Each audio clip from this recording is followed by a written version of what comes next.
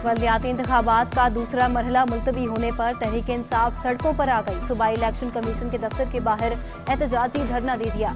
मकामी क़यादत और बड़ी तादाद में PTI कारकुनान की शिरकत। इलेक्शन कमीशन से बल्दियाती इंतखाबात पहली मुकर्रर करदा तारीखों पर कराने का मुतालबा।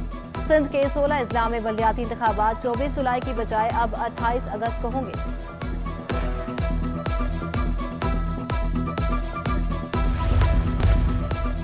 वज़ीर मेहनत और इफरादी कुव्वत सिंध सईद गनी का बल्दियाती इंतखाबात मुलतवी होने पर मायूसी का इजहार। कहते हैं इलेक्शन कमीशन का फैसला समझ से बालातर है। हम 24 जुलाई को इंतखाबात के लिए मुकम्मल तैयार थे। इंतखाबात से चंद रोज कबल तारीख की तब्दीली से उम्मीदवारों पर बोझ पड़ेगा और इंतखाबी सरगर्मियां मांद पड़ जाएंगी।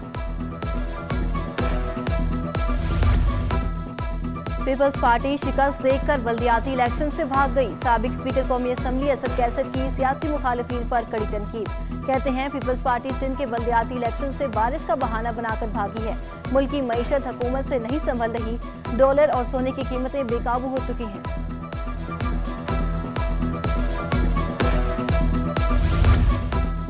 कराची वाले होशियार, मानसून का एक और स्पेल बारिश बरसाने को तैयार। शहर कायद में तीसरे मानसून स्पेल की पेशगोई।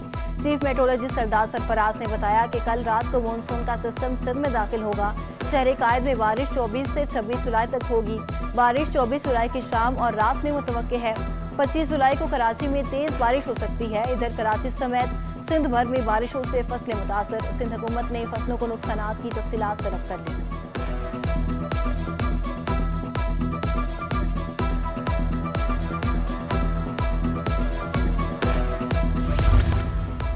दुआए ज़हरा बाजियाबी केस में बड़ी पेशरफ्त। अदालत ने दुआए ज़हरा को शेल्टर होम कराची मुंतकिल करने की इजाज़त दे दी।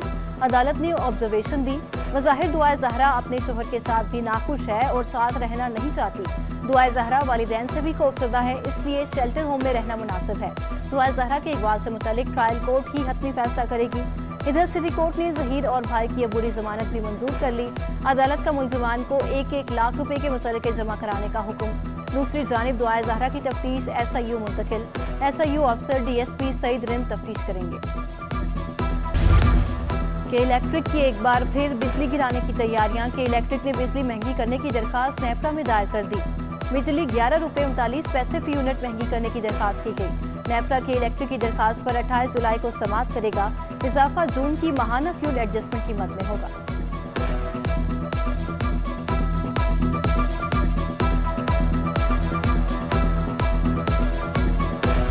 अमरीकी करेंसी की ऊंची उड़ान। रुपया तारीख की कम तरीन सतह पर गिर गया। इंटरबैंक में डॉलर मजीद 1 रुपया 89 पैसे महंगा हो गया। इंटरबैंक में डॉलर 226 रुपए 81 पैसे की बुलंद तरीन सतह पर जा पहुंचा। ओपन मार्केट में भी डॉलर 3 रुपए महंगा होकर 228 रुपए का हो गया। नई हुकूमत आने के बाद डॉलर की कदर 44 रुपए 79 पैसे बढ़ चुकी। मुआशी माहिरीन का कहना है कि दरामदी बिल की अदायगियों के बायस रुपए पर शदीद प्रेशर है। इधर स्टॉक एक्सचेंज में शदीद मंदी। 100 इंडेक्स में 627 पॉइंट्स की कमी। इंडेक्स ने 40,000 की नफसियाती हद भी खो दी। इंडेक्स 39,831 पॉइंट्स तक गिर गया।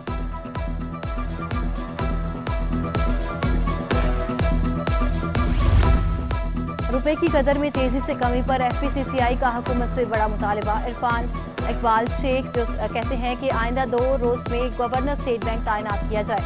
कमर्शियल बैंकों के स्टेबाजी को रोका जाए।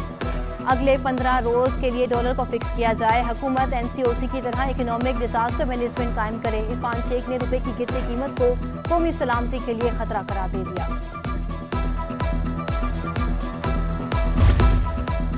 मुल्क की मईशत के लिए एक और बड़ी मुश्किल। माली साल 2022 में पेट्रोल का दरामदी बिल नई रिकॉर्ड सतह पर पहुंच गया।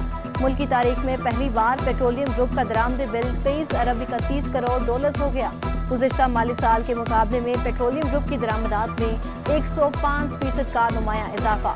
रिपोर्ट के मुताबिक माली साल 2021 में पेट्रोलियम मसनूआत का दरामदी बिल 11 अरब 35 करोड़ डॉलर था। रवा माली साल पेट्रोलियम मसनूआत का दरामदी बिल 133% इजाफे से 12.06 अरब डॉलर रहा।